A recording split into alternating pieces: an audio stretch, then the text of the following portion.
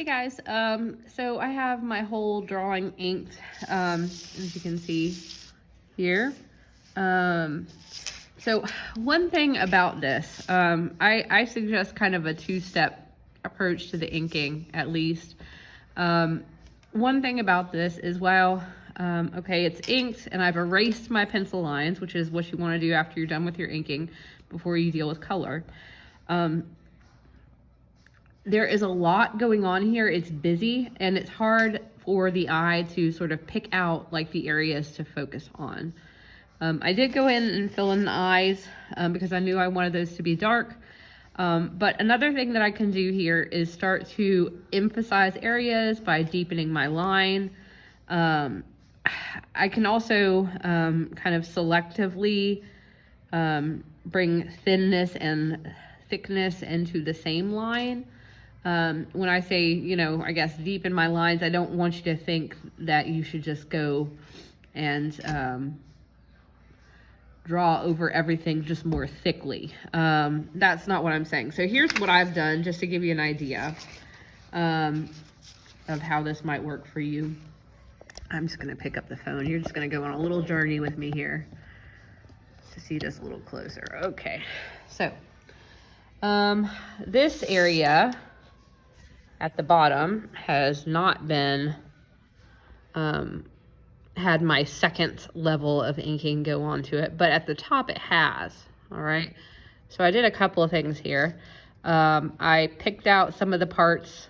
Okay, so when we are maybe differentiating with our line and making differentiating our line, giving it some thinness and thickness, or even if we're generally just thickening lines like I did on these keys, I just made the lines bolder on the outside. That's telling your eye, your brain doesn't usually stop to think about stuff like this. It just does it. But that's telling your eye, look at this first. This is more important. So I made the keys sort of an intermediate of intermediate importance, I would say, because I gave them some nice line. I also came back into I have all these little bat faces, and they're kind of fused together. And so to me, along with the hairs, the little hairs in the bats, it kind of became difficult to distinguish what was happening. I wanted to make the faces a little clearer. Okay, so what I did was I came and I added a little bit more line variety, so some thinness and thickness to the exterior of the heads. I particularly paid attention to little noses because I think that's like one of the cutest parts of the bats is their little noses. I did give a little bit of emphasis through thickening some of the marks around the head. So you're going to see there's some areas of these lines I made thicker, some areas I made thinner, and I just chose what I thought would look best. The artist whose website we're looking at for this, Julie Kunstler, she calls this stylizing. I don't know. Stylizing to me is a pretty broad term. I think this deals chiefly with line thickness, selecting some areas to emphasize with line weight is what I would call it. I would call it emphasis through line weight. So you're telling the viewer's eye what is most important, where to look first. I do want the viewer to notice all of these fine hairs because I took the time to draw them, right? But I don't want the viewer, I guess, to get overwhelmed by them. So having this denser outline is going to help to let the viewer know where to focus more. So I want them to focus first on the shape of the heads, then maybe to see the keys, and then last but not least to notice all of the texture that I've created through the hairs here. So I'm going to show you how I might go about that. I'm going to pause the video for a second and come back and just do a little drawing demo. Okay, so I'm going to jump into some inking here and show you how I'm stylizing or adding emphasis to these lines with different weights. I'm using my waterproof Uniball Vision pen here. This is my favorite pen for inking, I think, of the less expensive kind of really accessible pens. You can get these just about anywhere. I like it better than Sharpies, I guess, because it's very, very smooth.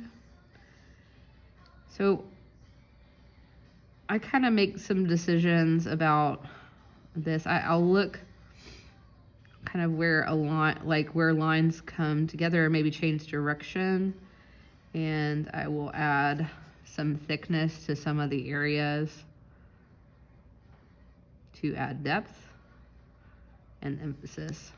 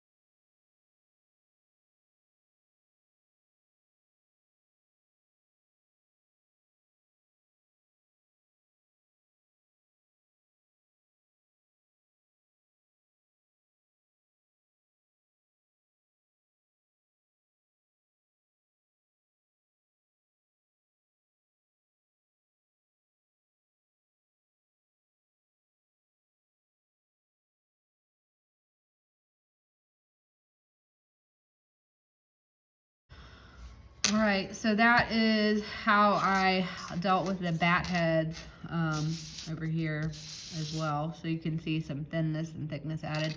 I went more uniformly and just added some more simplified thickness just to the exterior of the keys. I didn't thicken any of the detail in the center.